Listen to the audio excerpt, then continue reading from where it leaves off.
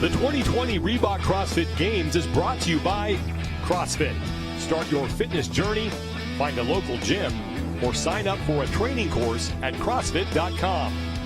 By Pure Spectrum, the company that introduced CBD to the CrossFit community. Let Pure Spectrum be your advantage. By FitAid, the #1 post-workout recovery drink in America. Visit drinkfitaid.com for your special trial offer. And by Reebok. Visit Reebok.com to shop the official 2020 CrossFit Games collection. The Ranch in Aromas, California, the site of the first ever CrossFit Games in 2007. 13 years later, it is the site of the final event of the 2020 Reebok CrossFit Games. And rarely do things live up to the hype. That is not the case with Event 12. Dave Castro revealing Atalanta to the athletes just moments ago. Okay, the final event for the 2020 CrossFit Games is Atalanta. We've introduced the name to you guys. Now we're going to fill in the details. This event essentially was the foundation for the rest of the season. Phase 1 and some of the stuff you did here was dictated by this. This was one of the first things programmed, and thematically things were built around that. For example, the twists on all the girl workouts. So you guys remember in the beginning we had a multitude of girls in stage 1 that were variants. Here, coming here to day 1. Day one was a twist on the first ever CrossFit Games workout. Atalanta will be a twist of another workout.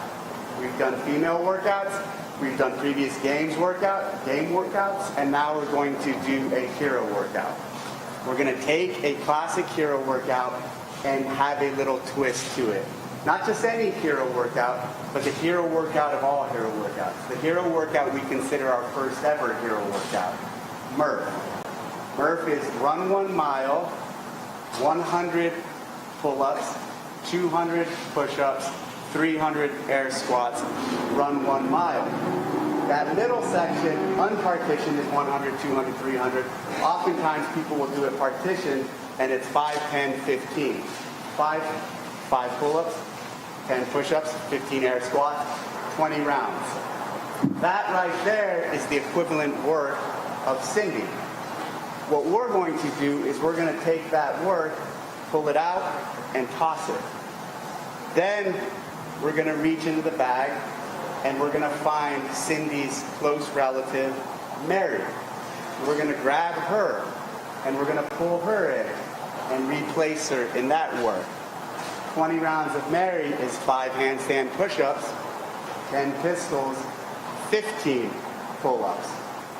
Unpartitioned, that is 100 handstand push-ups, 200 pistols, and 300 pull-ups. Atalanta is run 1 mile, 100 handstand push-ups, 200 pistols, 300 pull-ups, run 1 mile.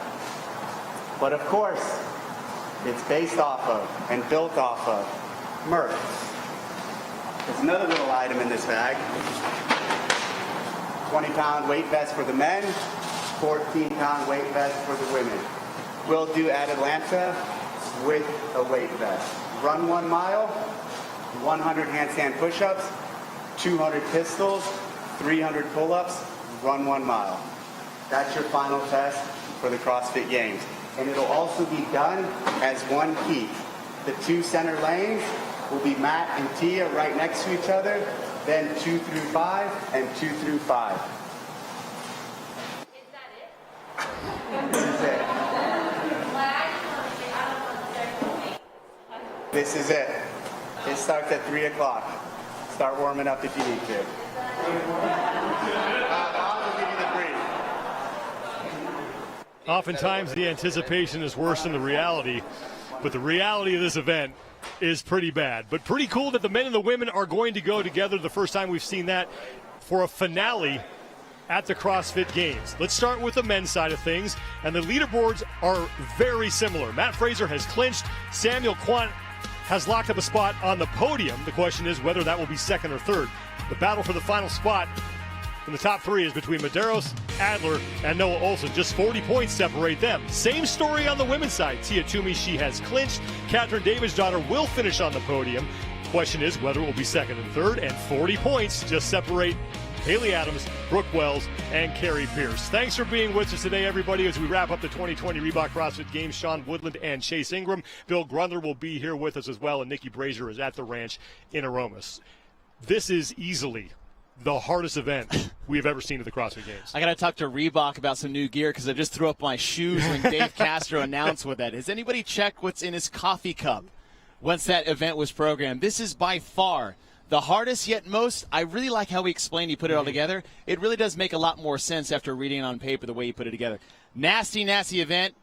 Although it's not out of the realm for a Games athlete to test them with this, but this is by far the hardest one I've ever seen. Well, let's start on the men's side, where Matt Fraser continues to put together the greatest individual performance we have ever seen at the CrossFit Games. I'll tell you what, the only thing we've seen him do is have 2 second-place finishes and be like, what's wrong with Matt? Absolutely nothing. Matt Fraser has been decimating the field from start to finish, and that started in stage 1. He's had little pushes here and there, but again, we are witnessing the most dominant athlete to ever grace the field of the sport. Samuel Quant, man, what more? We got to give this man his due. He's been even keeled the whole weekend long. He's had his hands at 10 and 2 and driving the speed limit down the highway, but it has paid off to put him in a second place position at the end of 11 events.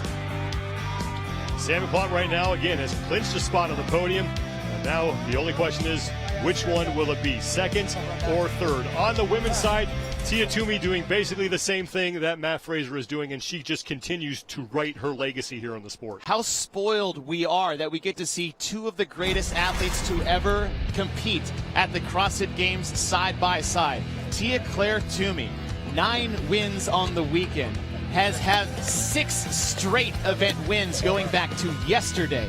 And the way she's handled the sprint, the way she's handled the odd swims, I cannot wait to see her side by side against Matt coming into this final event. Meanwhile, Hayley Adams is in the position to be the first American woman on the podium since Julie Fouché in 2014. She's sitting in the driver's seat at 19 years old. Hell, she just got her license for crying out loud, but she's holding on to that third place position. And when you talk about something outside the walls of the gym that Hayley Adams has the potential to be one of the best at, this is the event that she wanted to see. Maybe not that she wanted to see, but it's a good one for her to test her against the other 3 American women. But Dave Castro, as we all know, is the man who cooks up all of these events. Justin Berg is the general manager of the CrossFit Games, and he's the guy who makes sure that Dave has everything he needs. And Berg spoke with Nikki Brazier earlier today. Well, I'm with Justin Berg, who's the general manager of the CrossFit Games. And Justin, this has been one wild, wacky year, to say the very least. And I know that it's been an incredible feat just to get to this point. How were you guys able to pull this off? And really, I think, why was it so important for you to get it done properly? I think that's the biggest question. The why was we decided it was important for our community. That includes athletes, affiliates, fans, people that work out on a daily basis, that this event was too important to quit just because it was hard. As the CrossFit community, we are the kind of people that don't quit because it's hard. There's lots of good reasons to quit, and difficulty is not one of them. And we decided early on that we were not going to just focus on what we couldn't do. We were going to focus, and we were challenged by our new leadership to actually find out what could we do this year that would be unique and that would raise the bar for future competitions. So the first priority was to bring it home to the ranch, where we had a lot of control, but also where we could honor our history. And at the same time, we could do something that was launching the sport forward in a really positive direction. We've tested so much up to this point, and the performance that we've seen from Matt Fraser and Tia Toomey so far has just been unbelievable. Going into this event, what are you expecting to see? Well, first, Matt is undeniably the fittest man on history when he steps foot on the floor. Tia is undeniably the fittest woman who's ever competed in our sport when she steps foot on the floor.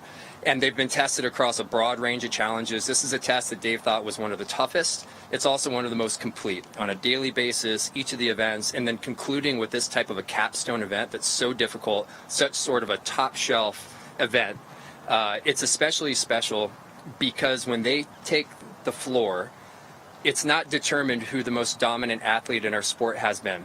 But you have this unique opportunity where the fittest woman at the peak of her career and the fittest man at the peak of his career will be on the competition floor at the same time in the most difficult CrossFit event that Dave's ever programmed.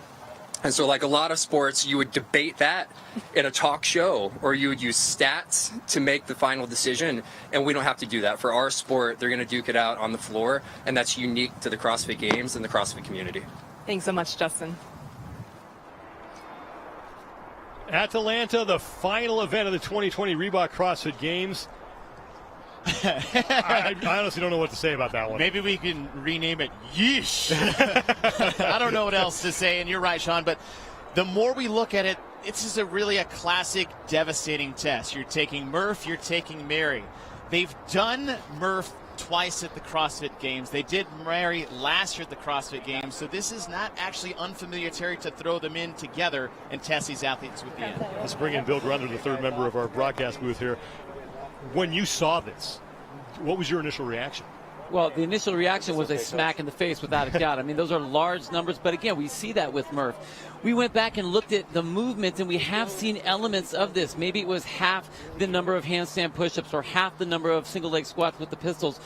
But last year when they did Mary, they did this volume of the pull-ups. So it's not out of the range, but it's tough. All 10 athletes on the field at the same time, and the two champions will be right next to each other in lanes 5 and lane 6.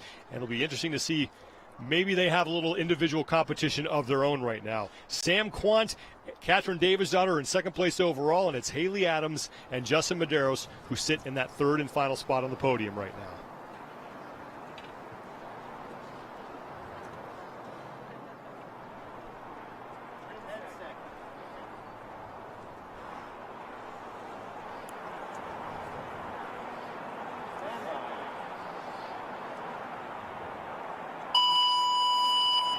Atalanta is underway. 1 mile run, 20-pound weight vest for the men, 14-pound weight vest for the women. There are 602 scored repetitions in this event, and this opening mile counts as one. It does. It counts as one on our scoring table as they're looking. What I'm not looking at is actually Matt and Tia just hanging back, watching things unfold, realizing they have an entire marathon of reps and movements to go, and just letting those that need to duke it out for something, fighting for podium style, duke it out. And one of those is Carrie Pearson. If you looked at the numbers, you base off her performances in Murph and her performances in Mary, on paper, Carrie should be the favorite for this event on the women's side. I would almost go as far to say she should be the favorite across the board, men and women's side. But it makes me nervous that she's jumping out to the front on the run. The runs is not her strength. She needs to save her strength for the meet, that 100, 200, 300. And the fact that she's jumping out of here in the front, she's going to be pushed by Hayley. And I don't know if that's going to be the best move for her, especially when you have the champs, Tia and Matt, sitting way in the back just coasting. Event 12 is presented by FitAid, and this is as much a physical test as it is a mental one. It is, and it's because of the volume of work you have to do. No one has ever thought about doing an unpartitioned Mary version of Murph with a weight vest. So this is a unique test of strength, fitness, but most of all will, because it is the end of a long, long weekend. And to quiet your mind, what does that mean? You have a long time and a lot of reps to get out of your own head. Whereas you can't look and think about the 300 pull-ups while you're doing 100 handstand push-ups. You got to stay inside your own head, because there's going to be a lot of times where those negative thoughts and those negative voices come creeping in for out what could be the 50 to 60 minutes of work these athletes have to compete in. And those voices get so loud when you're out there by yourself like that with no music, no headphones, no crowds. It gets loud. It really does. Hayley Adams and Carrie Pearson out early here on this first 1 mile run. And let's talk about just the breadth of tests that we've seen here. If you remember back to Saturday morning, the toes to bar lunge, accessible to anybody. Anyone can do that event. Could be simpler. Consumer grade CrossFit, we'll call it. This, not consumer grade CrossFit. This is the event that if you are a coach, owner, or program for your affiliate, you need to lock inside a box, get a double key turn accessibility, and then buried into the abyss of the ocean, because this is one that everybody wants to do the hard event at the games. Everybody wanted to do, and I don't know why, the marathon row the next day. Check this out. Like, it took me 2 years to nut up for that one. But this is one that is not made for your average, above average, or even very good CrossFitter. You just saw the overall standings for the women. Hayley Adams sits in 3rd place overall. She's looking to become the first American woman on the podium since Julie Fouché in 2014. If Carrie Pearson is going to overtake that spot, she's got to beat her by 2 places. And then if that happens, then we talk tie breaks. But in order for her to have a chance, that's Carrie Pearson, to get on the podium, she's got to beat Hayley Adams by 2 places. Which is totally doable. Carrie can beat Hayley, and she only needs Tia to middle. So it's completely possible. But that's looking at it on paper. This has been a long weekend, a very arduous weekend. We've seen Carrie have some highs and lows. So even though on paper this is an event that's almost tailor-made for her, barring her history, or with her history, does she have the mental capacity to push? Hayley's just been chomping at the bit at every chance she gets. So this is going to be a big battle for those two. And that's what comes in, the will and the want to. Can she? Yes, but does she want to? Because that's a big ask for an event like this. Hayley Adams is in the lead, Carrie Pearson behind her, and then you saw the pack of athletes. They're now making the turn, and Matt Fraser and Tia Toomey running this together right now, and in the back. And why not? And it's not a matter of like they're mailing it in.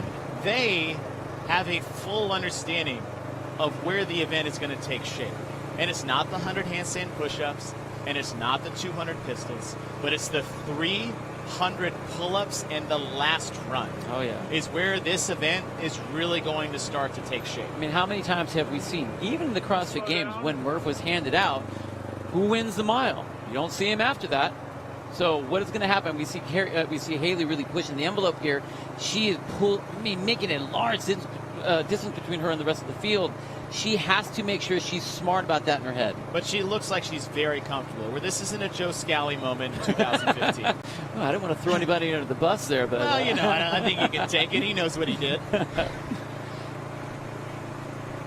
Past the 5-minute mark on this opening 1-mile run of the final event of the 2020 Reebok CrossFit Games. And just to sum up, 1-mile run, 100 handstand push-ups, 200 pistols, 300 pull-ups, and then a final 1-mile run. All the men and all the women competing together. The first time we've seen that at a finale at the CrossFit Games. I think it's very, very cool how Dave set this up, how he put it together, and not just the event itself, but putting all the athletes in one massive heat, putting Matt and Tia side by side in a lane next to each other. Because at this point in time, it's the longest victory lap of all time, maybe the hardest victory lap of all time. But what it is it's an opportunity to see greatness side by side competing in the same exact event. Hayley Adams with a cross-country background, so really no surprise that she's out front on this 1-mile run, but we'll see how that affects her as she works her way back to the barn, and she'll start those 100 handstand push-ups. I really think she's got some nice things holding forward. She's got that cross-country background. She has that gymnastic background. She did well in Mary last year when they had in 2019 games. So this is a great opportunity for her to really make something happen, and we've seen her really grind. When it gets dirty, she hangs in there. She really does a great job with that. Has a great training crew at CrossFit Mayhem. And for a 19-year-old, she has a really strong mental game as well as a great physical game. Now, whether or not she winds up finishing on the podium, you're clearly looking at the future of the sport right here. 100%. Hayley being one of them and Medeiros being the second. She's 19. Medeiros is 21. I'm excited to see the dominance and the greatness. It's just a showcase. Superstars and legends of the sport making their history as we go step by step, but what the future holds, it's not going to be the same old players over and over, and the new blood is leading this event so far. I know it's early. We have yet to get to the handstand push-ups, but I like her composure. She's almost unflappable. There's things she's good at and things she's not, but either one, success or failure, seems to bother her. Hayley Adams making her way back to the competition floor. Carrie Pearson behind her, and then Catherine David's daughter was in third. David's daughter, second place overall coming into this event. she just has to avoid a disaster here to hang on to second place. If she finishes third or better for the women, she's going to clinch that second place, regardless of what the other athletes do. So she's in the driver's seat as far as second place is concerned. Now here comes Hayley Adams, 100 handstand push-ups.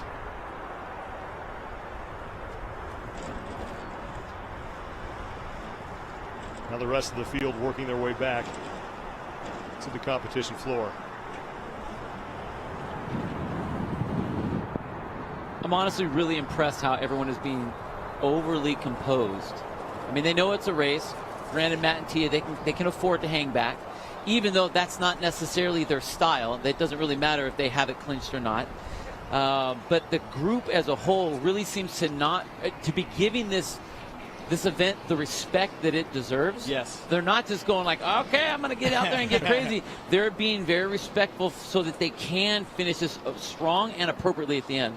Justin Medeiros has just inverted himself. He's in lane 3. He's getting to work on his 100 handstand push-ups. Now Medeiros, like Hayley Adams, youngest man in the field, sitting in third place. And for order for him to give that up, either Jeff Adler or Noah Olson is going to have to beat him by at least 2 spots. And if this weekend proves anything, that's completely doable. Now the way things have shook up. Just 40 points separating Noah Olson and Justin Medeiros. What's going to be interesting with Medeiros is I think this element right here is going to be his weakest part. We saw him run great on the run. We know he's got a lot of leg strength, but where he was weak was in the total and that strict press. Yes. So you are going to feel it in the shoulders definitely here. So I want to see how he's going to break this up. Keeping it small numbers to be able to get past, especially that last 50 is where it's going to get dicey for him. 602 total scored repetitions in this event. The first 1 mile run counted as 1, and then 100 handstand push-ups. So at the 101 rep mark, the athletes will move on to the pistols, and Hayley Adams is through now 49 of those 602 total scored repetitions, as Carrie Pearson is making quick work of the handstand push-ups, and now she is in the lead. Oh, we saw the same thing in Mary. I'm surprised she's even kipping at all, because she did in the entire Mary event last year with strict handstand push-ups. She's through 51 of the 100 handstand push-ups. Tia Toomey, your overall leader. 15 reps back of Carrie Pearson. We're just making methodical work of these right now. We said the miles, the buy-in to the 100 handstand push-ups. The 100 handstand push-ups is the buy-in to the pistols, and then the pistols are the buy-in to the real work. That's the 300 pull-ups they're going to have to do on the tail end. The athletes who tested this were all either one. I think Chrissy Armo O'Connell was sub 50. Sub 50. And everybody else was under an hour. Which is faster than my normal Murph of right. Pull-ups, push-ups, and air squats. Carrie Pearson, her 6th straight CrossFit Games, really had an outstanding performance last year. And it was a derivation of this event, Mary, where she really put an exclamation point on what she was able to accomplish in 2019. Carrie Pearson now 78 reps in, 602 total scored repetitions, and at the 101 mark, that's when she'll move on to the 200 pistols. You're mentioning Carrie being, first time she's at 2015, or her 6th appearance. The 2015 class of women are well represented here. Oh, yeah. Tia Toomey, Carrie Pearson, Brooke Wells. And that was the comeback year for Katrin Davisdottir after missing in 14 and having marginal success in 12 and 13. So really that 2015 group of women has been a Hall of Fame class of athletes. Over on the men's side, Jeffrey Adler is your leader through 62 of the 100 handstand push-ups. Well, 5 up on Noah Olson right now. There's another element to this gymnastic component that is the weight best. What was normally considered a body weight benefit, the added of the weight adds that strength element to it as well. And Carrie Pearson is done with her 100 handstand push-ups and now on to the 200 pistols. Remember, Pierce is in 5th place overall. If she wants to move up to 3rd, she's got to beat Hayley Adams by at least 2 spots. Something I'd really like to see is sitting in the position she was on the leaderboard after 11 events, and the first 2 events of today really did not play in her favor whatsoever. It was a brutal sprint, not the best swim. So it's really easy to come in here and mail it in, especially with the difficulty of this event. But what does she do? It looks like she took what these are 2 events combined that I may be the best at of the field, Bill, like you had said earlier. So I love to see her in this position that she's not taking the 12th event off. She is going for it, and she still has the potential to get up there in the top 3. To send it down to Nikki, who is right by the competition floor there at the ranch. Something very interesting is happening down here, you guys, in lanes 5 and 6. Matt and Tia are training partners, obviously, and they almost appear to be attacking this workout like they were partners in their gym back home. They're taking the same breaks, doing the same rep scheme. I can't quite hear them, but it looked like they were kind of like looking over at each other, talking, hey, okay, let's come down, let's get back up on the wall again. Just really interesting to see them side by side. Both of their judges' hands are in the air. So Fraser with 5 to go. He's your leader for the men right now. Adler sits in second, Olsen in third, Medeiros, and then Sam Quant. And now Fraser and Toomey moving on to the Pistols. I think they shop at the same store, too. They train together and shop at the same store together. Carrie Pearson continues to lead for the women through 49, now 50 of the 200 Pistols. Matt Fraser, your leader. Adler, 7 reps behind him, followed by Olsen, Medeiros, and Quant.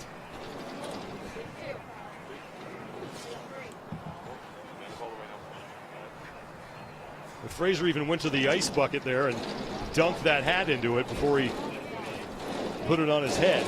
I mean, you'd be surprised how much of a massive difference that makes if you're thinking about overheating. You see that a lot in distance events, say like triathlons. They have these ice cold towels on the courses, and you wrap that around your neck, and the cooling effect it has is dramatic. So that's a savvy move by Matt Fraser. Absolutely. And remember, that was the big issue with the first Murph that we did, was all that heat exhaustion. So if you can keep that heat down, especially that's where all your heat goes, is from your head, cool that down, smart move. Fraser, your leader for the men right now, through 120 of the 602 total scored repetitions at 301 is when he will move on to the 300 pull-ups. There's Jeff Adler, who sits in second place. He is the only other man on the Pistols right now through 11 of the 200. And these are the most reps that we've seen for these movements in any games workout ever. I mean, they only be matched by Mary from last year, where the best of the best did 20 to 22 plus. So the volume, when it was first announced, seemed excessive, but they've done it before. The biggest wrinkle to that is the weighted vest element of the volume itself. It does change that dramatically on what that would do on the body towards the end. Yeah, absolutely. I mean, it doesn't seem like much, but it is a ton of giant assault. Noah Olsen in his 7th straight CrossFit Games appearance, looking to finish on the podium for the 2nd straight year, but right now 5th place overall, and he's got to stay ahead of Justin Medeiros and Jeff Adler in order to get himself back into that position. Carrie Pearson is your leader for the women, as she is almost halfway done with the Pistols. Now through 100 of those. Hayley Adams, the closest woman to her, she's through 62 and counting. So a sizable lead right now for Carrie Pearson. If she wants to get on the podium, she's got to beat Hayley Adams by 2 spots.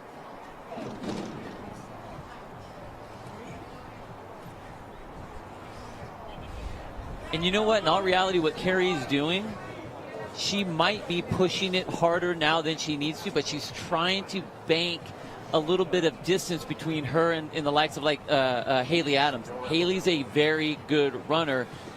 Carrie classically isn't a very good runner, and so she needs to do so well. So she's got to try to push that envelope as much as she can. I mean, it might as well run the wheels off. Yeah, well, she's got a 300. Last event. She's got a 300 pull-up leg break between the Pistols and the mile run. These are your leaders in this event. Matt Fraser, bottom left. Carrie Pearson on the right side. Fraser is through 67 of the 200 Pistols. Jeff Adler is in second behind him. Olsen's in third, and then Medeiros and Sam Quant just got to work on his Pistols. 301. That's the number that Carrie Pearson is looking for before she will move on to the pull-up bar. In this event, keeping with the theme that we have seen all weekend at the ranch, things just get turned up to 11 when you go to Aromas. Unless you're talking about the music volume and it's all the way down to 0.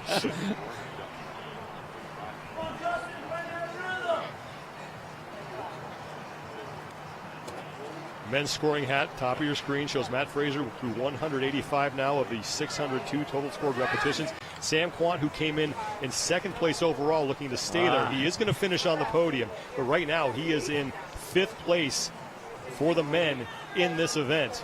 There he is, just going the speed limit, checking his side view mirrors, maybe adjusting the rear view mirrors, putting on this seatbelt, making sure everything checks out.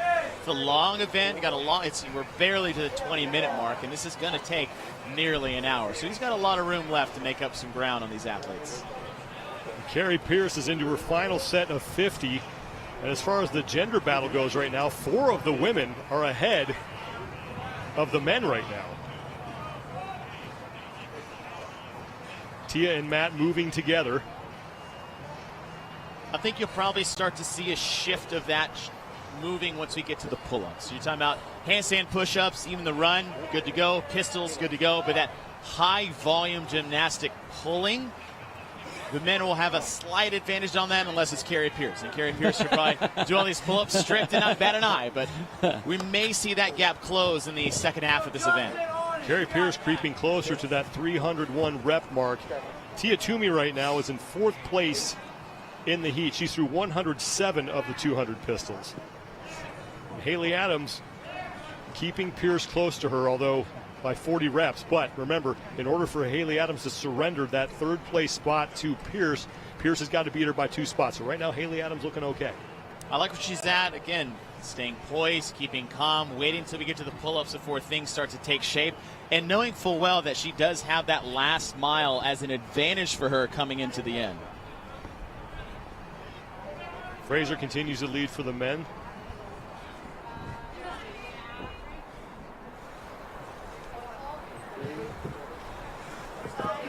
One of the nicest things you could ever have, and you know that you've done team stuff, when you have your teammate there pushing you, keeping you going if it starts to get a little rough, that always helps people along. Same thing happens in the SEAL teams or in firefighter crews or whatever.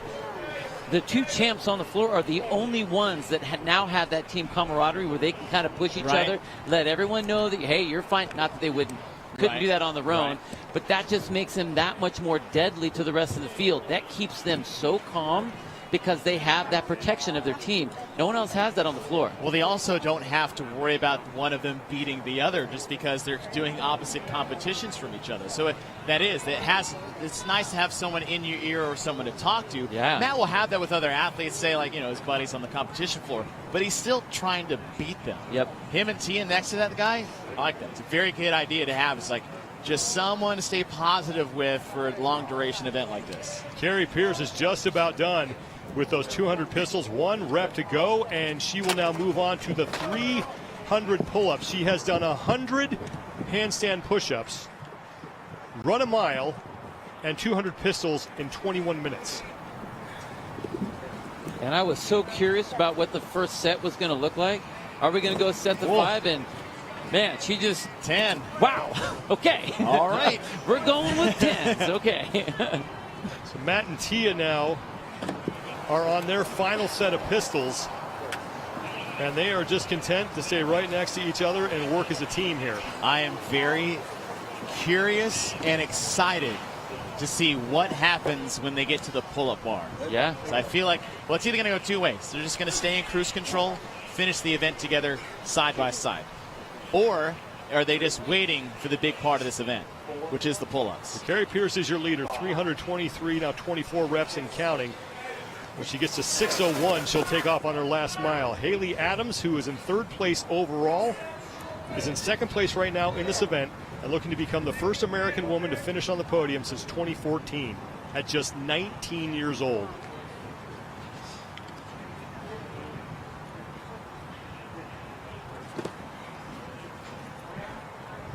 Ooh. Pearce now through 35 of the 300 pull-ups.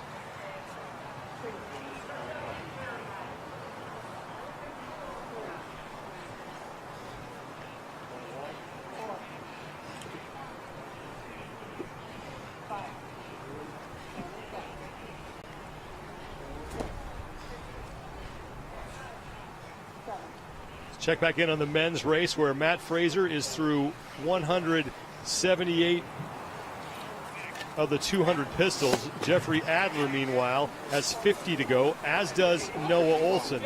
So Noah Olson is 2 spots ahead right now of Justin Medeiros. And remember, that is what has to happen for Olson to have a chance of finishing 3rd. But Jeffrey Adler came into this event in 4th. So Olson ahead of him right now. But he's got to continue to hold him off if he wants any shot of getting back onto the podium. There, we still got a long way to go. Long way to go. Finishing 200 pistols. Most of these athletes are within 50. Although Quant just passed 100. Olson is through 166 and counting. Fraser through 193 and Adler through 164. Now 165.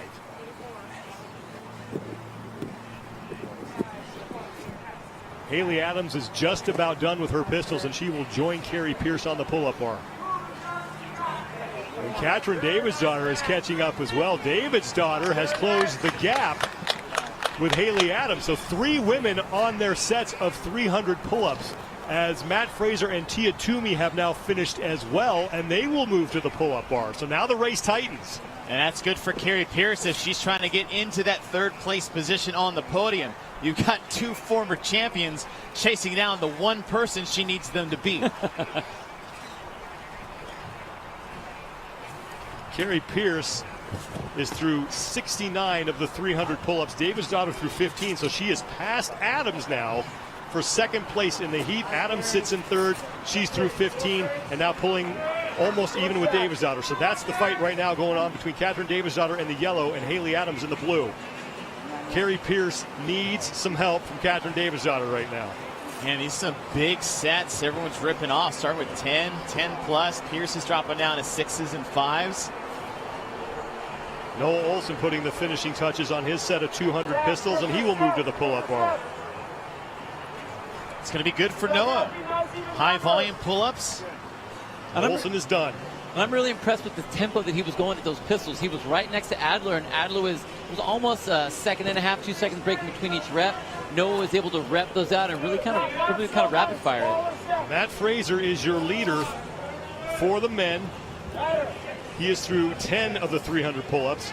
Noah Olson is the only other man on the pull-up bar, although Jeff Adler is getting close to joining him.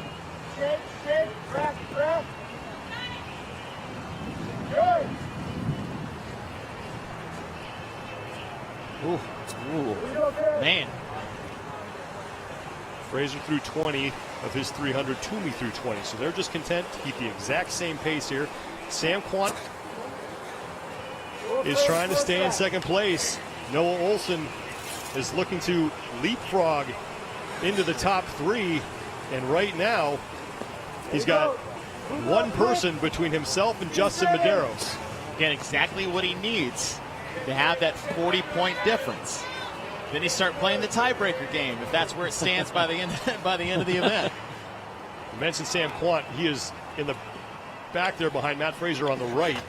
He has 50 pistols to go. Justin Medeiros has 20 to go. So Sam Quant, again, has clinched a spot in the top 3. He's in 2nd right now. But both Adler, Olson, and even Medeiros all have a shot of moving into the top 3 with him.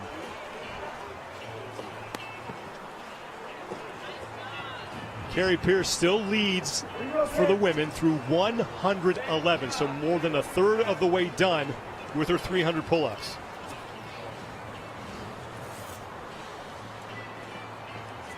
And one of the things you can start to see, where you see the fatigue is in that drop. There's almost a snap in the shoulders. You might not feel it in the first 100 like these athletes. You're going to start to see it by the 2nd 100 in the 200 in these athletes, and the last 100 is going to be rough.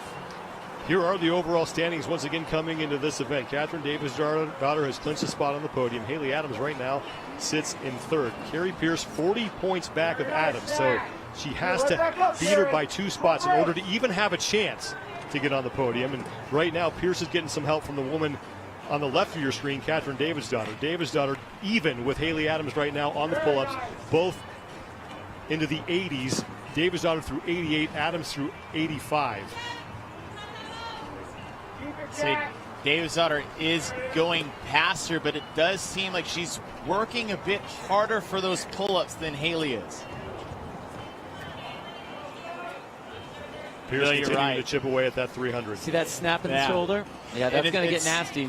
And it's less of a guiding down into a nice smooth sweep for what a butterfly pull-up would be, but almost a drop and that jerk at the bottom, like a free fall. Totally. Well, this is one of the things, like when you talk about in the regular CrossFit gym, the danger of keeping pull-ups like this is that you don't have the strength in the shoulders yet. Obviously, these athletes do, but you can start to see, even when they get fatigued, how you're going to have that snap and how you're going to have that shoulder work. Carrie Pearson threw 437 of the 602 reps, and the two champions, rep for rep, working at the exact same pace. Fraser threw 80 pull-ups. Toomey threw 80 pull-ups. 10 at a time, still. And neither one is in any hurry right now. Noah Olson is 2 spots up on Justin Medeiros. Olson's got to make up 40 points and beat Medeiros by 2 spots for him to have a chance of getting into the top 3. Meanwhile, Sam Quant, the man who came in second place overall, still in 5th place in this event on his pistols. He's only got a couple more now. The man who has finished 1st and 2nd today in the other 2 events will move on to the pull-up bar and begin his set of 300. Now, I'm sure you guys are just like me. I love to chalk. I love to chalk my hands. And the reason it's so important here, you get your hands sweaty with all this work that you're doing. If you have that grip moving, see their grips moving on that. If you get a tear now, this will ruin this event for you. So you have to make sure that you're being very smart about your grip, very smart about how you're holding onto the bar and what you're doing to take care of that. That's what happened to Saxon. Is the 30-minute mark appropriate to do a disclaimer of no one should try this at home? When do we get to see the warning labels on this one? Well, like you said, if you're a coach, take this event and lock it away and don't let anybody... I'm just going to bury it down deep and never bring it up again. Now, Bill, what you said about chalking up and that you're not wanting your hands to move. How you rip on a pull-up bar is actually when your hands slide excessively on the pull-up bar. That's how the tear happens. It's not a sticky bar. If your hands don't move, rarely are you going to rip as often as if you were just rubbing your hands back and forth, where that friction causes the rip in the hands. Carrie Pearson is through 467 of the 602 total scored repetitions. She is through 169, now 170 of the 300 pull-ups. Catherine Davidsdottir has opened up a little bit of a lead on Hayley Adams, and that's big for Pierce. See, if you look at what you're talking about, Chase, where their hands are on that bar, the idea is to keep those knuckles on top of the bar so there isn't a whole lot of moving around. The chalk, ideally, is to kind of keep them dry, because if your hands are sweaty and it slips and that drops, now you have a lot of movement. You do not want movement of your palm on that bar. Hayley Adams looks like she might have a little blood on her hands right now. Her right hand looks like... And I've been there. You just can't chalk that enough. You can't out-chalk the blood once it starts. Well, look at Carrie's grip. Look at how little movement there is when her hands are on the bar. Whereas you see is now it starts to happen for Hayley as she's going more to that fingertip grip, which doesn't put as much palm on there. Because usually you rip those calluses right at the base of the fingers on the top of your palm, not really the middle one. You want to stack that on there and try to lock in. Pierce, your leader for the women in this event. Matt Fraser, your leader for the men, through 139 now pull-ups and counting as he approaches the halfway point. Tia Toomey right there with him. She is in 4th place in this event for the women. Both Toomey and Fraser through 140 of the 300 pull-ups. To be a fly on the wall right now between these two guys. I want to know what they're saying so bad. What do you want for dinner? In and out? Hey, or, hey, so what are we going to do for training tomorrow? Noah Olson, meanwhile, in 2nd place for the men, still maintaining that lead over Adler and Medeiros.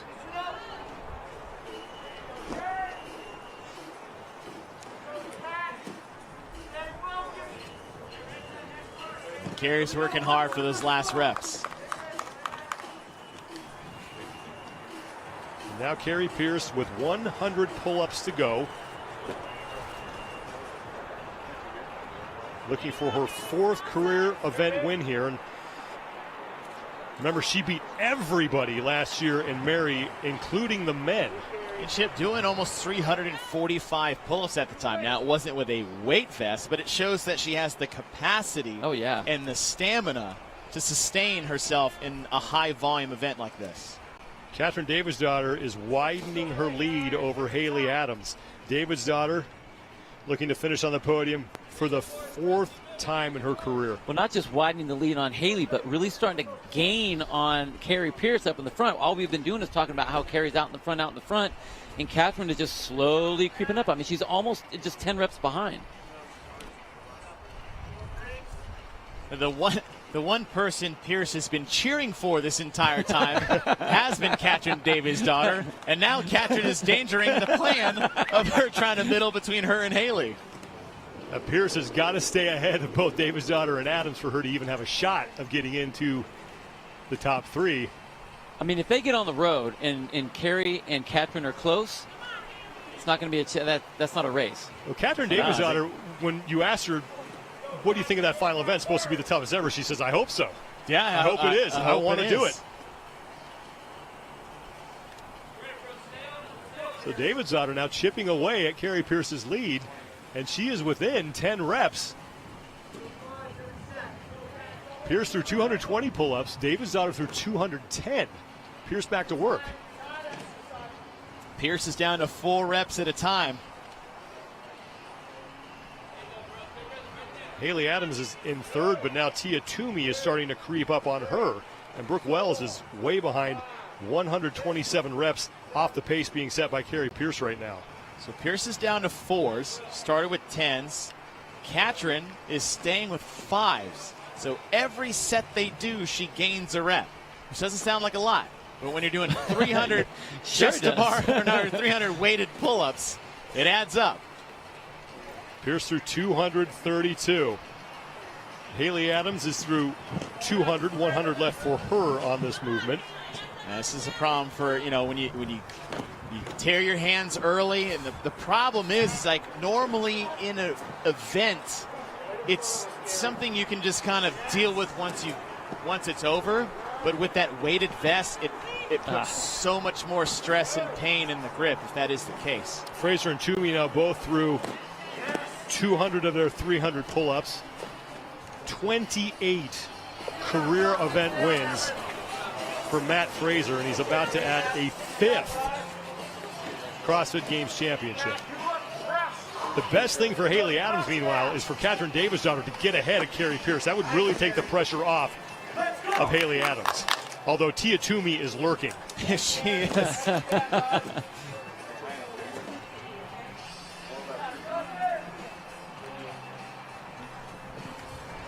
Carrie Pearson through 246 of the 300. Davidsdottir 10 reps back. Hayley Adams is through 211 of her 300 pull-ups. Pearce in that blue top. That's 10 sets of 5, and that would be enough if they stick with that 5-4 tempo that Catherine could catch her by the end of these 50 reps. For the men, Matt Fraser continues to lead. Noah Olson is in 2nd.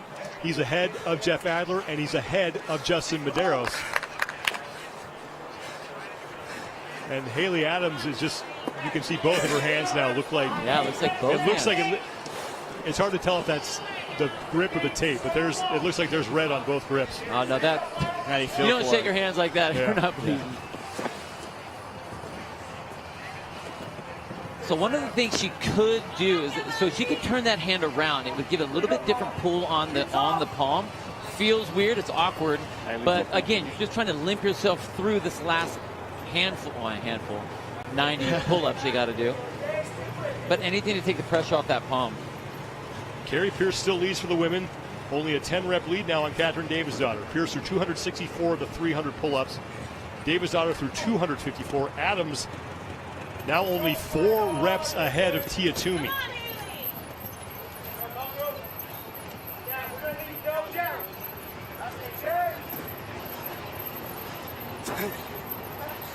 Noah Olson keeping in second place for the men.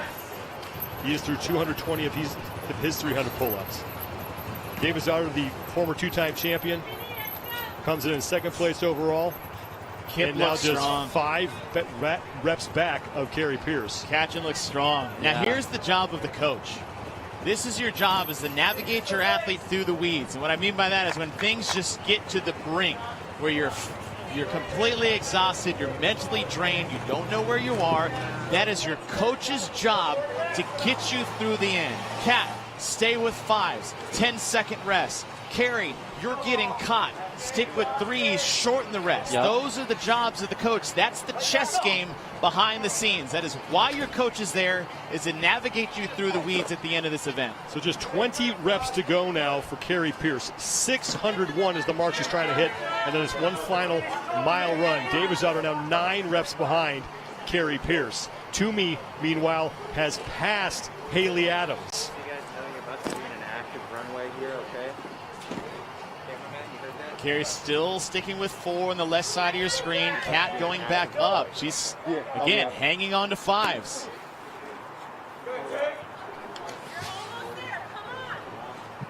Carrie Pearce now with just 7 reps remaining. Pop up. Don't rest that much for a set of 7 if it's not going to happen. Pop up, do a 4, do a 3, and get out of there.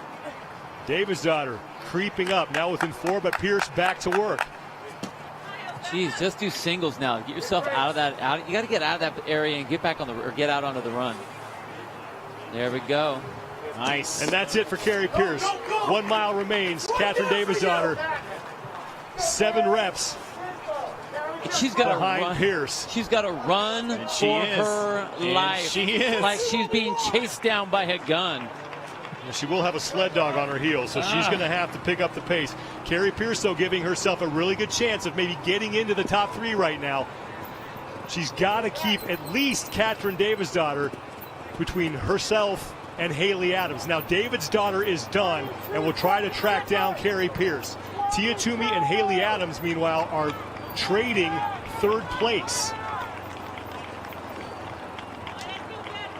I love how Carrie's going for it. She's not holding back. She's trying to get as much as in. Here's part of it, too. When you're talking about the game within the game, breaking spirits. One of those is if you're running up to someone, waiting a few seconds, and then sprinting by them so they won't chase you. The other one is getting out of eyesight. Yep, so they can't at the see you. start of the run. And that's what Carrie did, because there's a big turn coming off that 90 degrees from the rig. And if Katrin takes the corner and can't see Carrie, it might keep her from trying to chase her down in the very beginning. Pearce trying to go from 5th into 3rd. Again, she has to get at least one other person between herself and Hayley Adams in this event in order to even have a shot to do that. And right now she has 2. Katrin Davidsdottir, who's chasing her on this run, who has yet to come around the corner. Tia Toomey, who has passed Hayley Adams now in 3rd, is also helping Carrie Pearce. Pearce looks up over her shoulder and sees Katrin Davidsdottir finally round the corner. And I agree with you 100%, Chase, that she tried to sprint out, because if you watch the tempo of how they were running, Katrin was trying to catch her breath to get set for that run. Carrie was running for her life. Meanwhile, Hayley Adams is still on the pull-up bar, but she is inching closer to that 300 mark. She is through 274 of the 300 pull-ups.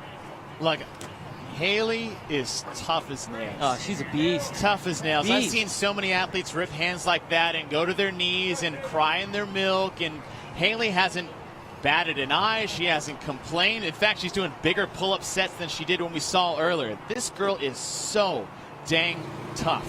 Meanwhile, in the bottom right, Noah Olson, who is in lane number 1, has tied Matt Fraser and now leads for the men. He's through 295 and counting of his 300 pull-ups. That's big for Noah Olson. Olson coming in 5th place overall, 465, trying to do the same thing that Carrie Pearce is doing, vault from 5th into the top 3. And Olson right now has Matt Fraser, at least he did, between himself and Justin Medeiros. Olson on the run as he is done with his 300 pull-ups, and Matt Fraser just got off the pull-up bar as well.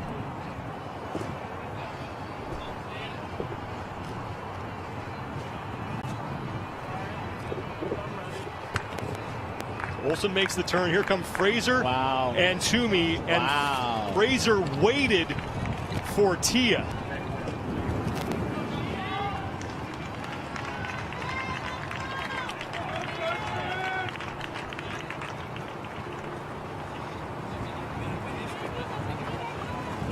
So if Noah Olsen can hang on to this lead, and he can keep Fraser behind him, and between himself and Medeiros, Olsen's got a shot. He's got a shot at getting on the podium. How big would that be for Noah Olsen after everything he's been going through all weekend long, coming off the second place finish last year, almost leaving him for dead a few times along the last 3 days. If he can find himself on top of the podium, it might not have been the stellar finish or event that he wanted, but when everything's not going according to plan and you still have a performance like this is a good booster for what maybe next year could potentially be for Noah. Carrie Pearson is still ahead of Katrin Davidsdottir, and she still has Davidsdottir and Toomey between herself and Hayley Adams. Now Noah Olsen is on the run and looking a little labored here with his gait. And Pierce passing Davidsdottir. So Whoa. Carrie Pearson looking for a huge event win here. And for Carrie, this is all trusting your training. How many times has she said, we've been hammering running, hammering running. I hate running, but we've been hammering it. It has all come down to your training when it comes to the end. Matt and Tia continue to run together. Pretty appropriate given what the two of them have accomplished this weekend. Carrie Pearson looking to try to accomplish something that hasn't been done since 2014, and that's put an American woman on the podium. Hayley Adams is finally on the run, gutted through those 300 pull-ups. That is a tough 19-year-old kid.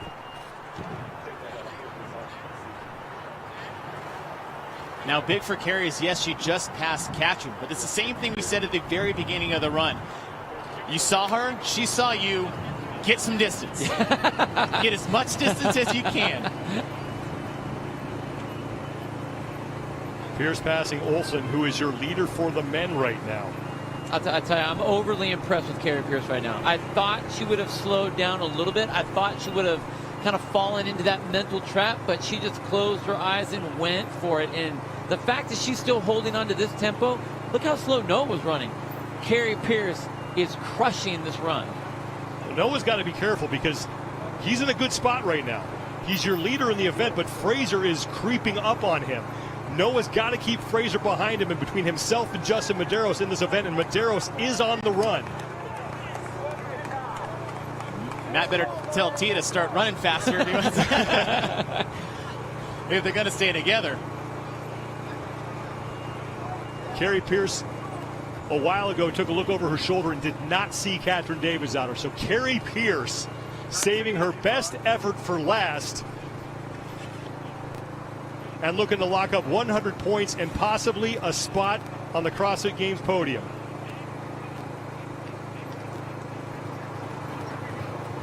Bottom right, Noah Olsen, your leader for the men. Matt Fraser is creeping up.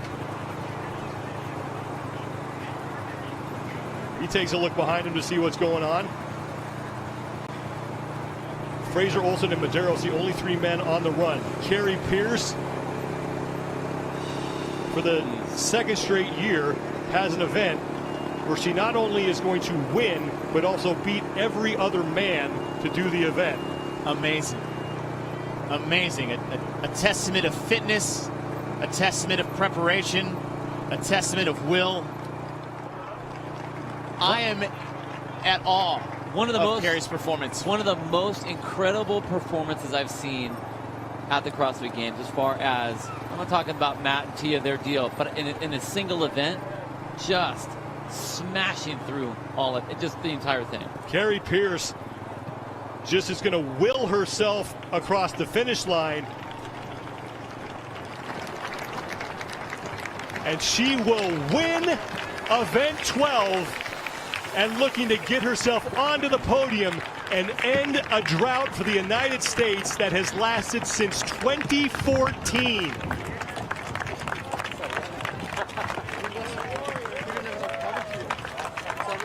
47:56.68 seconds. If I had shown you this event and said that is the time that's going to win it, there's no way either one of you would have believed me. I said you misplaced the 4 to 7 days it was supposed to take, not 47 minutes. Thank you. But Carrie Pearson will block up 100 points. David's daughter and Toomey are still ahead of Hayley Adams, and that would mean I like that workout. that Pierce is not only crazy, but also on the podium. Matt Fraser and Tia Toomey have passed Noah Olson. The question now is, where is Justin Medeiros, as Katrin Davis' daughter is going to cross the finish line. Davis' daughter will finish on the podium for the 4th time in her career.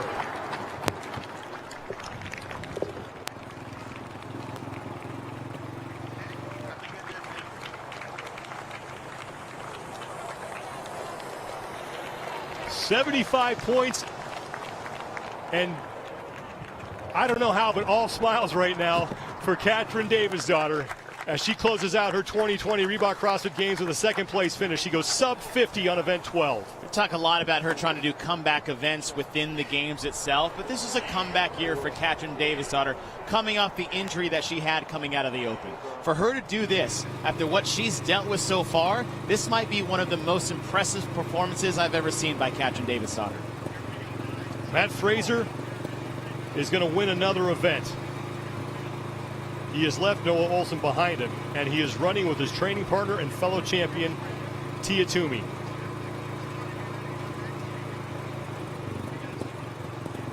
If I was mad and look back at Noah's like, you had your chance at the turn, bro. Don't you dare. Don't you dare.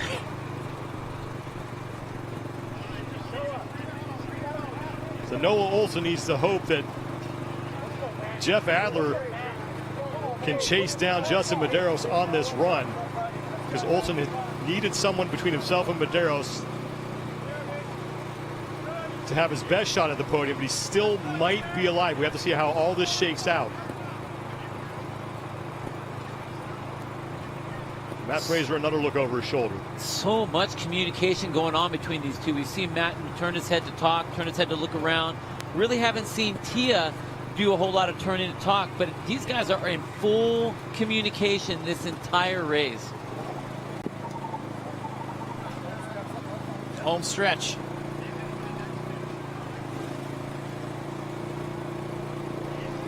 Toomey and Fraser making the turn together.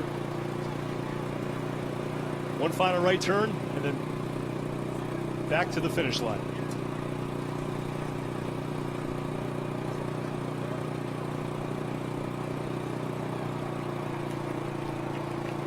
Two of the most dominant individual performances that we have ever seen at the CrossFit Games.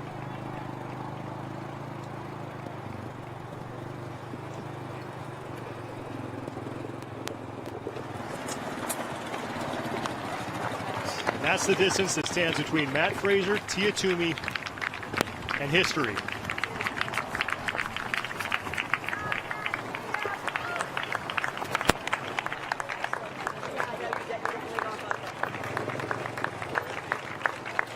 Matt Fraser rewrites history. Tia Toomey continues to make it. The perfect end to a nearly perfect competition. The two greatest of all time stand alone. They are the fittest on earth and the fittest in history.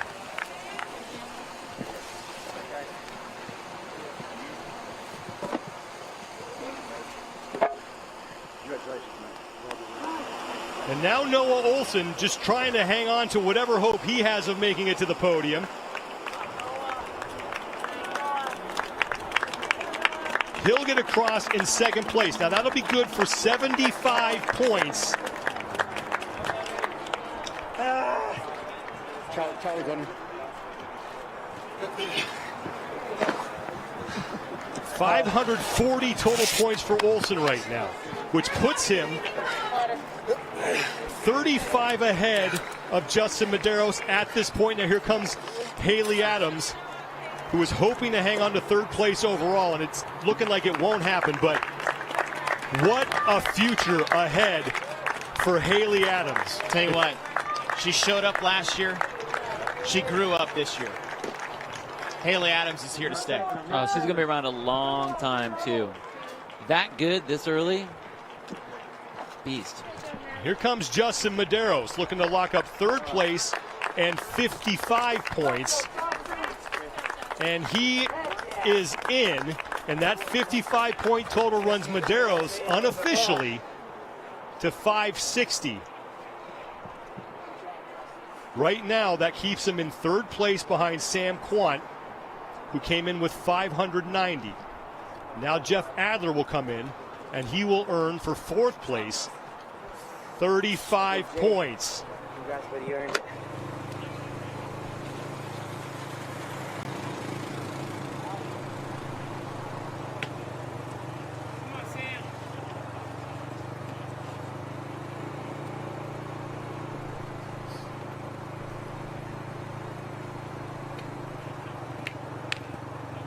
Great moment between Sammy and Matt Fraser.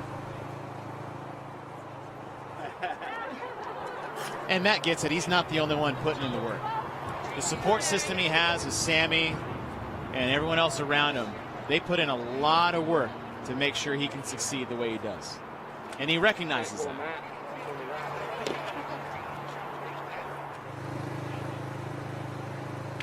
Jeff Adler now starting to walk. Sam Quant is still on the pull-ups. So Adler the only man now on the run.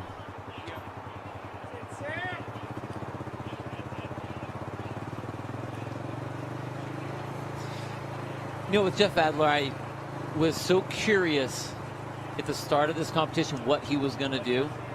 I didn't know if he mentally had enough meanness to really get after it. But I'm real impressed with some of the things that I saw with him. I mean, he had some ups and downs for sure. But he threw some haymakers too. Yep. And wasn't afraid. And this is the first time I haven't seen him not be afraid. And I thought, honestly, talking to him earlier, I just didn't think he was going to be there. I didn't think he was going to be in the head. But he impressed me. Sam Quant down to singles. He came in with 590 points. So he'll earn 15, assuming he gives the full effort here, and that'll give him 605, and should, and this is all unofficial, should keep him in second place overall.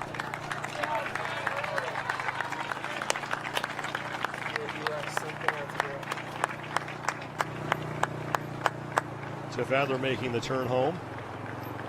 And Bill, as you said before, I was feeling the same way about Jeff. And it's funny about Jeff, he's kind of taken the Noah Olsen route, because we remember him from the volunteer days from the Dubai CrossFit Championship. And now look at him where he's at. We saw the same thing for Noah Olsen back in the regional days with Dave Castro. Sometimes people say you can't train that competitive switch, but you can, because we saw Tia do the same thing. And look what it's done for her in 15 and 16 especially. That mental weakness that she had and that self-confidence that wasn't there is now gone, and has created the monster that we see today with Tia Toomey.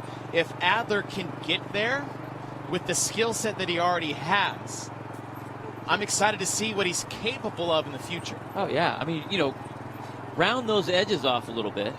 Get a little bit more experience where you get used to taking some risks and not being afraid to fail, not being afraid to let someone win and get out there and mix it up. So you really see where you are. And, yeah, you're right. He's going to be a force to contend with for a while. Jeff Adler closing out his 2020 Reebok CrossFit Games with a fourth-place finish in the toughest event ever in Games history. And he will earn 35 points for that effort.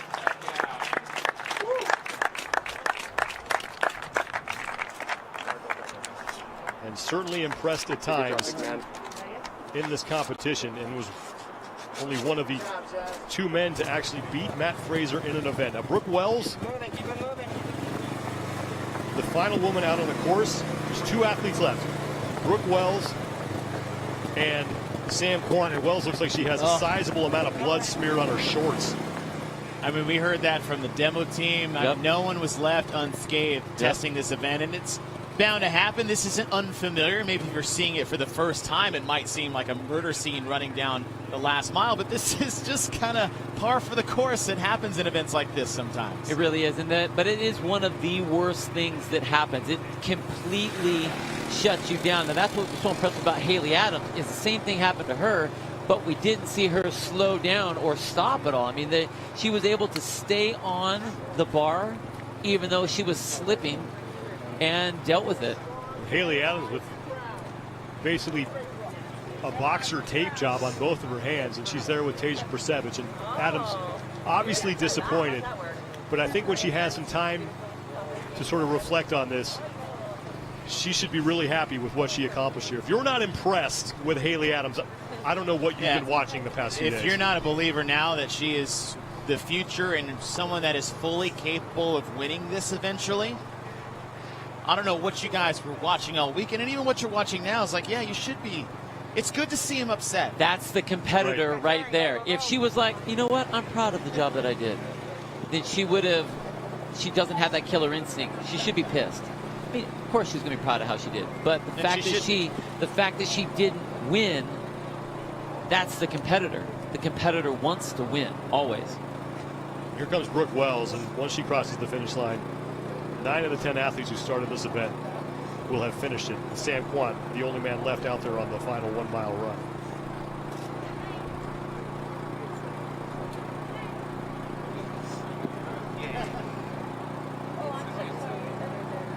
One day will come where those tears of happiness, tears of sadness for Hayley Adams are going to be tears of joy. It's just hard to think that she doesn't have a CrossFit Games championship in her future after what you saw here. It's not an if, it's a win.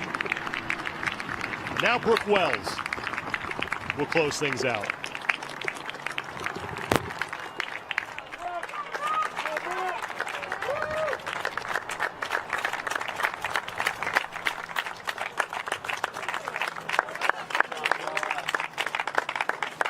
One hour, 19.01 seconds for Brooke Wells.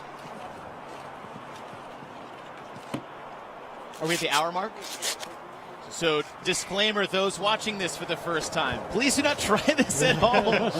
Please do not try this at home. We want to make sure as we hit every 30 minutes, we put it out there. This is a superhuman event. These are superhuman athletes, and this is just an event that is not made for mortal men and women. Sam Quant has made the turn on the left. Again, Quant came in with 590 points. And it looks like, unofficially, he's going to stay in second place. A lot of people didn't even mention his name in stage one as far as a guy who could be in the top 5. Maybe top 10. And I'll be honest, it's not like we said his name a whole bunch over the last 3 days, but the consistency is key, but also consistency almost kind of gets you lost in the shuffle. You're not doing horrible, so we talk about you. You're not winning an event, so we talk about you. And he's just staying in his lane. He's not speeding in a school zone right now. He's keeping it straight down the middle. So his performance, the consistency, is something that was very impressive on Samuel Quant.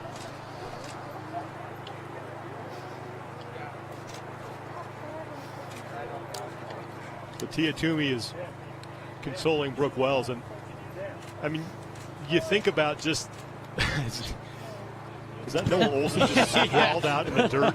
I mean, you just think about the mental, emotional, and physical toll that these last 3 days have taken on. Then you cross the finish line, and all that just is released at once.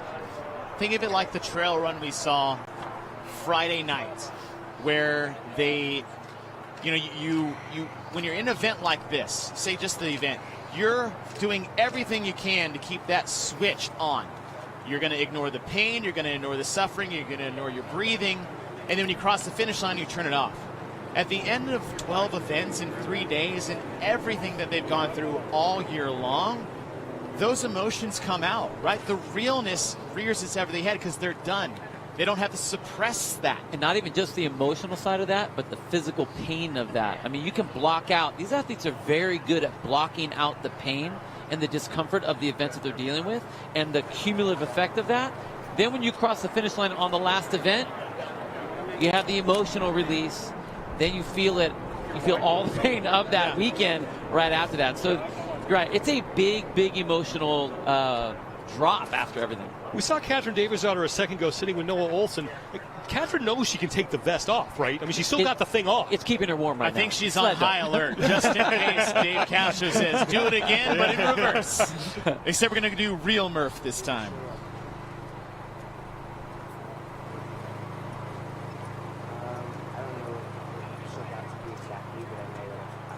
Sam Quant is putting the finishing touches on this last 1 mile run.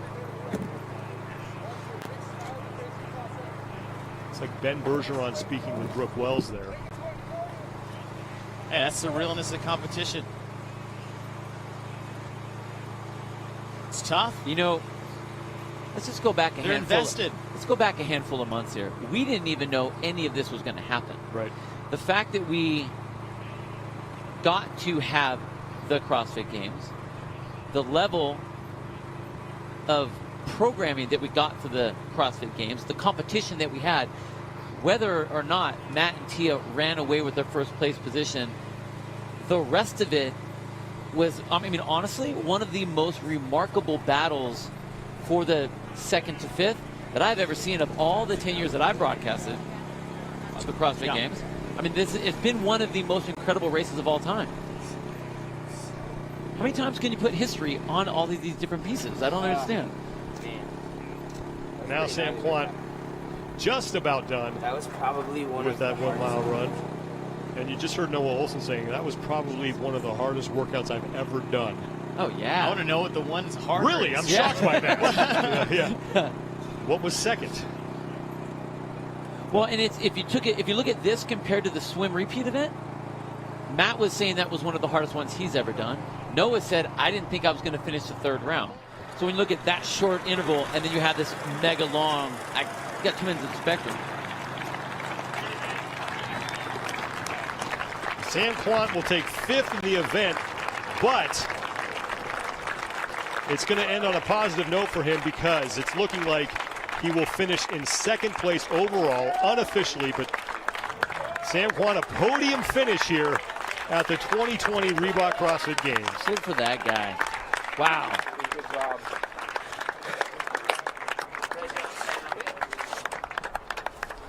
He's a new dad. He trains by himself. He's dealing with the craziness of that life, and here he is competing at the CrossFit Games, and not only competing very well, but also finishing on the podium. He's ready now? Your 2020 CrossFit Games champions, Matt Fraser and Tia Claire Toomey.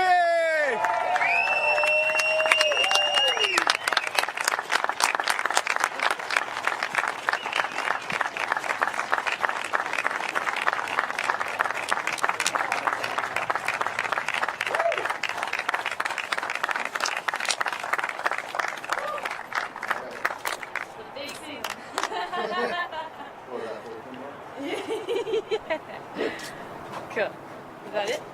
Red hat, what next, red hat? The two greatest of all time. 9 CrossFit Games championships between the two of them. The event that stacked up, what they did together is it was a very cool nod to each other. They know what they've both gone through over the years, and the support that they've given each other through this was almost exemplified through this event. But I'm very, very, very impressed with Carrie Pearson. Beyond measure.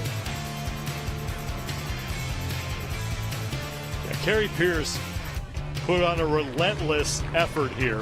Was the first woman on that final run, and you could tell she was gutting through this and just giving it everything she had to hang on to that lead. She was fully tapped. Yeah, fully tapped by the end of that run. And one of the most amazing completions of an event that we've had this entire weekend.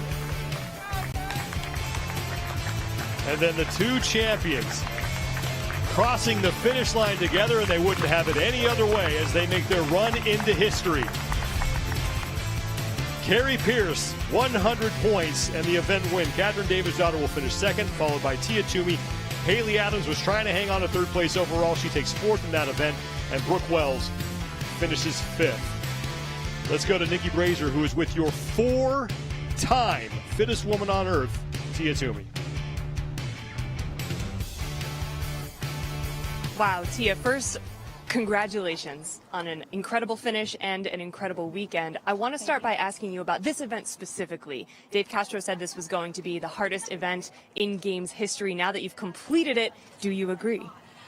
I think that every event has its own challenge. It definitely was a challenging workout, especially it being the last workout of such a long weekend. But, I don't want to take away the challenge from other workouts either. And so, it was a great test of fitness. It was an honor to actually be a part of it. Being a hero workout and a spin-off a hero workout, it's always an honor. And, you're not just doing it for yourself and your team. You're doing it for a much bigger reason, and that's what our sport is all about. Yeah, I was actually going to say, I saw at the very end you were cheering on some of the athletes who were still working, and I think that we see in you as elite athletes what we aspire to in the gym every day when we cheer each other on. What is it like for you to be a figurehead of the sport in that respect? Words can't really describe, it's a huge honor to be a part of this community, and just to stand on top of the podium at a weekend like this, but also be a part of something bigger. It's what everyone strives to work for and strives to be better within themselves. And I think that, we can't forget about that at the end of the day. And for me, being surrounded by all these people here, and just after a year that we've had, but we've all been able to come together and celebrate such a unique and great sport, and it's only just beginning. Words can't describe how incredible that is. 4 championships now under your belt, and every type of test that we've seen imagined thus far. How confident can you really say now you are the fittest woman on earth? Yeah, I definitely feel very confident in saying that. It's a huge accomplishment, something I'm very, very proud of, but I wouldn't be standing here today if it wasn't for my husband and coach Shane, my training partner Matt Fraser, and then our whole team, family and friends that are constantly there supporting us and being with us every step of the way.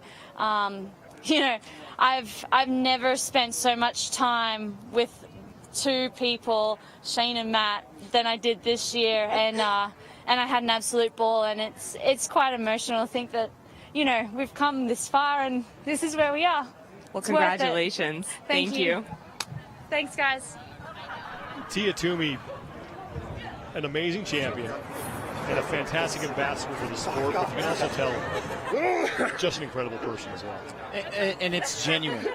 It's genuine. You often see champions with some of the best, or even other teams, like they're reading from the script, right? I'm going to say what I should say on camera, but that is a genuine champion, a genuine competitor, a genuine friend to all those around her. And like you said, a first-class example of what CrossFit is about through what Tia does for the sport. And not even as a competitive CrossFitter, but just a CrossFitter in general. I mean, she's very proactive, trying to be a great figurehead for just CrossFitters around the world. Younger, I have 2 daughters of my own. I want them to look up to her and be like, that's cool.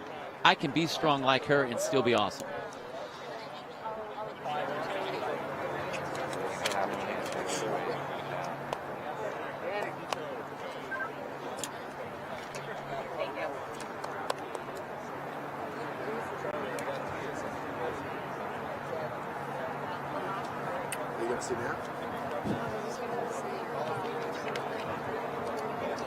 What a great moment there between Tia and Shane. Now we look at the men's final results here for event 12. Matt Fraser picks up yet another win. Noah Olson put up a great fight. He'll take second. Justin Medeiros will finish third, looking to finish on the podium as a rookie, followed by Jeff Adler and then Samuel Quant. Nikki Brazier is with now the 5-time CrossFit Games champion, Matt Fraser. First, congratulations, Matt, on an incredible weekend. Taking a look at Atalanta to begin, it looked like you and Tia were almost just back in your gym training together. You were waiting for each other, setting your reps together. How much of that was your plan moving into this event? As soon as the workout was announced, it's an absolute beast of a workout, and it's so easy on something like that where it's unpartitioned. Mm-hmm. As soon as you hit that red line, it's hard to recover from it. So, Tia and I our main concern was hit the minimum work requirement and just get across the finish line because we had enough points. So, we just went into it of like, let's keep each other company. We train together every day. We have a lot of the same strengths and weaknesses. So it was like, all right, we'll hold each other accountable. So I ended up working out pretty well. Pretty well, yeah. But yeah, it was just, it was comforting, but I mean, it was a special moment. We spent countless days, countless training sessions doing that exact thing together in the gym. So, one last one for the season.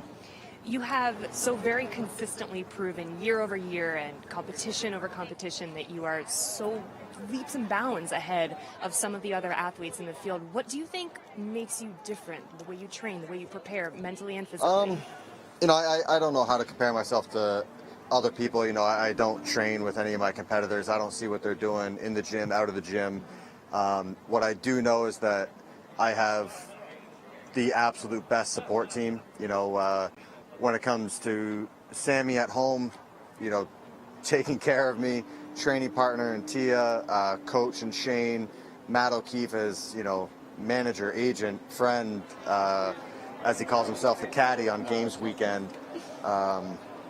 Every decision I've made over the last 5 years has been, is this going to better my performance? So you make enough of those decisions day in, day out, they add up. Now, I feel like every time we do one of these interviews, you're so focused in the moment. You're only looking at the task at hand. You're only looking at the one event that's in front of you. But now this competition is is behind you, rather, as our 5 championship titles. What do you look forward to next? I don't know. We don't have a return flight booked. We don't know when we're going home. I think Sam and I are just going to take some time for ourselves. And roam the country and do have a couple life talks, see what's next. Well deserved. Congratulations. Thank you. Matt Fraser wins 10 of the 12 events. Should have won 11 and finished second in the 2 he didn't. You talk about some of the greatest individual sports performances of all time. Will Chamberlain with 100 points in a single game. Tiger Woods winning the U.S. Open by 15 strokes in 2000. What Secretariat did in 1973. I hope one day we're able to look back on that and include this performance in that conversation. We should. We absolutely should. And it was something that we said all weekend long for those who's like, oh, it's boring, they're going to win. Is like, do not overestimate how many times you see these replays, these history-making moments. You're like, I wonder what it was like to watch that in person. We got to do that this weekend. We tried to explain to you guys who are watching with us how special this moment was. I soaked it in myself for sure. And what we saw this weekend was something I think we'll talk about for a very long time. And I don't think it should be included. I think it will be included. It's that important. He was that dominant. He is that good. And I want to get one of the team leader jerseys that they've been wearing this entire weekend. It never came off. Impressive 100%, and just a great, again, another great ambassador for the sport and for people to look up to. Incredible. Matt Fraser, your 5-time fittest man on earth. Tia Toomey wins her 4th. In the ever-changing year that has been 2020, 2 things have remained constant. Matt Fraser and Tia Toomey. They each add another championship to their total. 4 for Toomey and 5 for Fraser. And I don't think they're going to be done anytime soon. That's it for the competition. We'll return with the awards ceremony. So stay with us here at the 2020 Reebok CrossFit Games.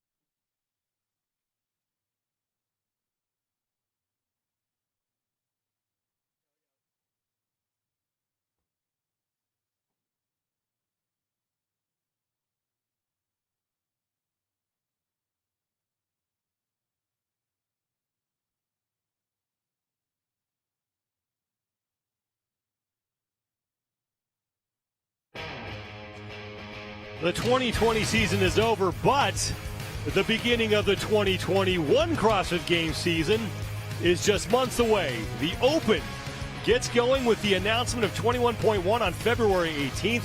Go to games.crossfit.com to stay up to date with the latest on the 2021 season and how you can register to take part in the Worldwide Open. The stage is set for the awards ceremony. Let's head out to the ranch and Nikki Brazier.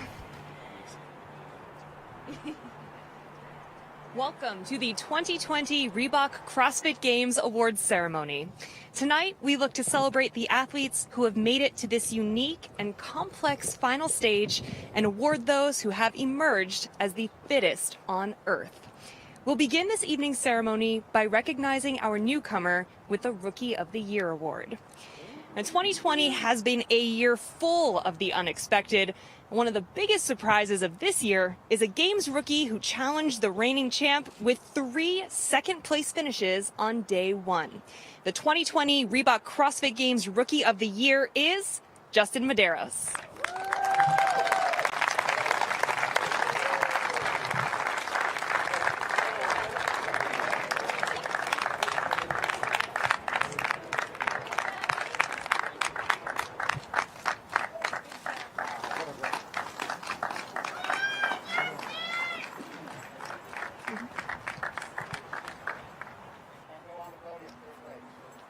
Now another special award, and here to award the 2020 Spirit of the Games is Nicole Carroll, General Manager of Education for CrossFit.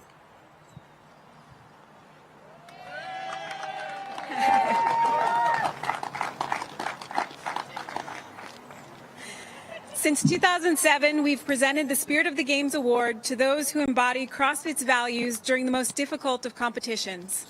Those who exhibit the character, commitment, and sportsmanship we seek to cultivate in our training and our sport. This year's games were possibly the toughest yet, and all 10 athletes persevered through this grueling physical and mental challenge with exemplary grace, grit, and courage. It's impossible to watch them and not be inspired. It was equally impossible not to take notice of one athlete who is especially cheerful and fearless in the face of adversity, who is especially determined to be her best self and encourage others to be their best selves as well. She embraces the suck with a yes and the even suckier with an even louder yes. With a smile and a wave, she says, "Bring it." Katrin Davidsdottir embodies this spirit of optimistic perseverance and undaunted determination. She is your 2020 Spirit of the Games Award winner.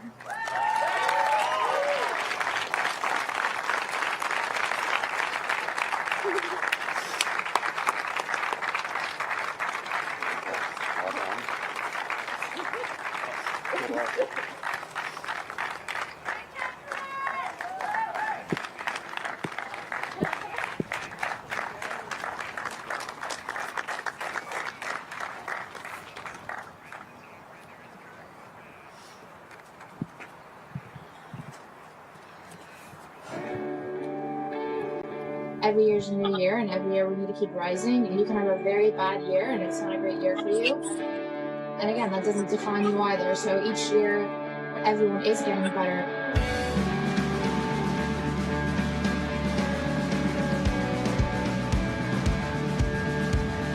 There's always like some point of a weekend I get a workout that like fires me up. Literally the thing that went through my mind was yes. Something that I've like really been tapping into this year is like truly appreciating and just knowing how good these girls are. I know they're trying everything to get better, and I want to rise to that and then raise the bar for them too.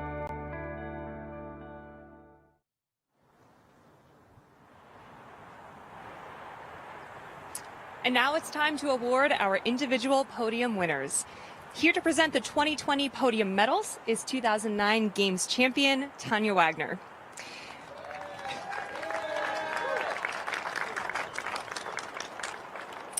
Starting with the 3rd place female, hailing from CrossFit Dynamics, congratulations to Carrie Pearson. Carrie is the first American woman to podium since 2014 and the fittest American woman 4 out of the 5 last year at the Games. She is the first individual CrossFit Games. This is her first individual CrossFit Games podium finish and her 6th consecutive individual CrossFit Games. She went 5th place overall for stage 1 of the 2020 CrossFit Games, 1 stage 2 event wins in Atalanta, and 4 career Games event wins. Congratulations.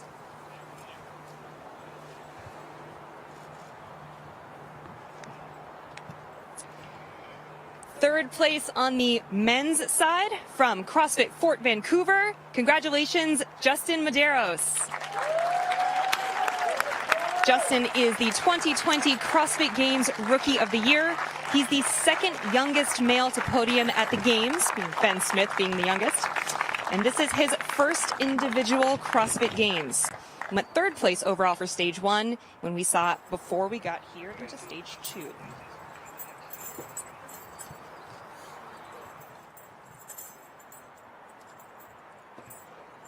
In 2nd place on the women's side from CrossFit New England, congratulations to Katrin Davidsdottir.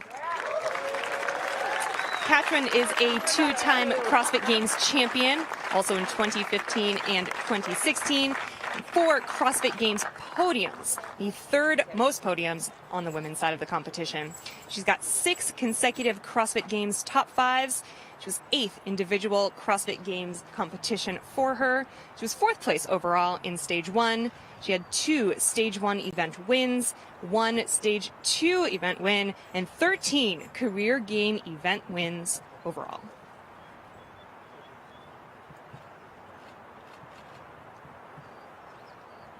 In 2nd place on the men's side, congratulations to Samuel Quant. From Mallard CrossFit, this is his first CrossFit Games podium finish. He was 4th place overall for stage 1 of the 2020 CrossFit Games. And this is his 4th individual CrossFit Games competition. He had 1 stage 2 event win in swim and stuff and 2 overall career Games event wins.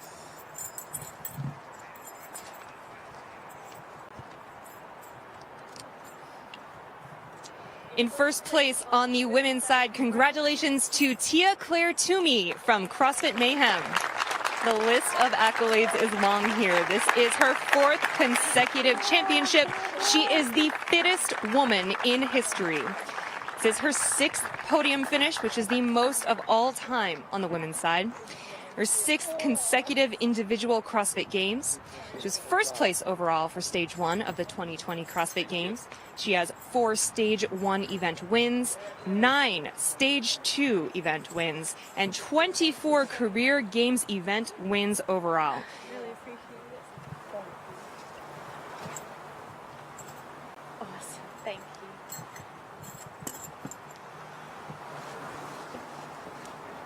And in 1st place on the men's side, congratulations to Matt Fraser. Hailing from CrossFit Mayhem, his record-setting 5th consecutive championship, the fittest person in history.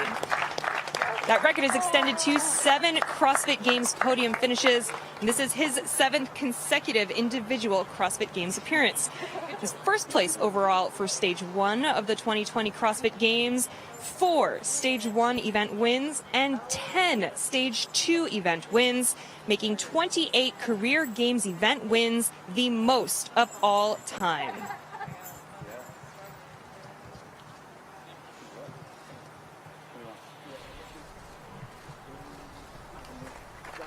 And there you have it, your podium finishers for the 2020 Reebok CrossFit Games.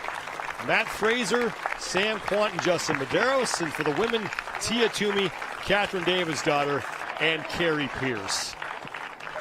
Final overall standings for the women. Tia Toomey, 1,025 out of a possible 1,200 points. Katrin Davidsdottir hangs on to 2nd, and Carrie Pearson with a dramatic and gutsy performance in that final event winds up in 3rd place overall. I tell you, there's so much to unbox here that you just got to soak in for a little bit. Obviously, Tia's 4. Catherine's second place finish, let's just put her in there on the Mount Rushmore of female athletes.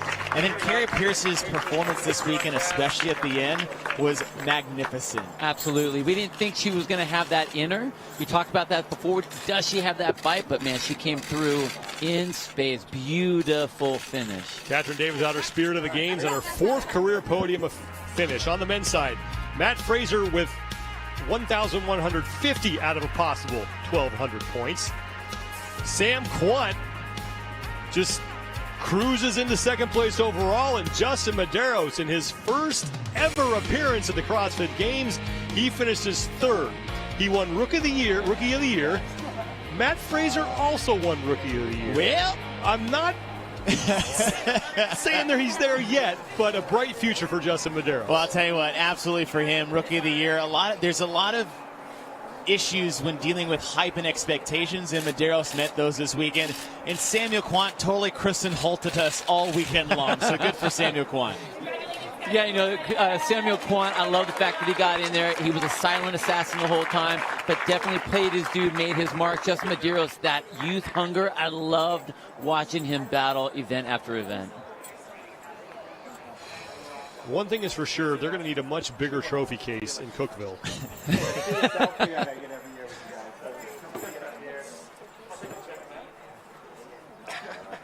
And remember, it's the end of the 2020 season, but 2021 is right around the corner, and the beginning of the CrossFit Games season is just months away because the Open gets going with the announcement of 21.1 on February 18th. Go to games.crossfit.com to stay up to date with the latest on the 2021 season and how you can register to take part in the Worldwide Open. This is the end of the season, but it also feels like the beginning of a new era for the CrossFit Games. Well, we needed that. We didn't know what was going to happen, so this weekend just set everything back in motion the way it's supposed to be. Bring on the Open, everybody. Here we go. It was a bleak time a year ago and earlier this year even, but with the new regime, I have copious amounts of excitement looking forward to next year. Heck, might be looking forward to the Open for the first time in about 3 years. Thank you for being with us this entire weekend, everybody. For our entire crew here in Morgan Hill, for Bill Grundler, Nikki Brazier, Chase Ingram, Tanya Wagner, I'm Sean Woodland. Get training, everybody, because the Open starts in February.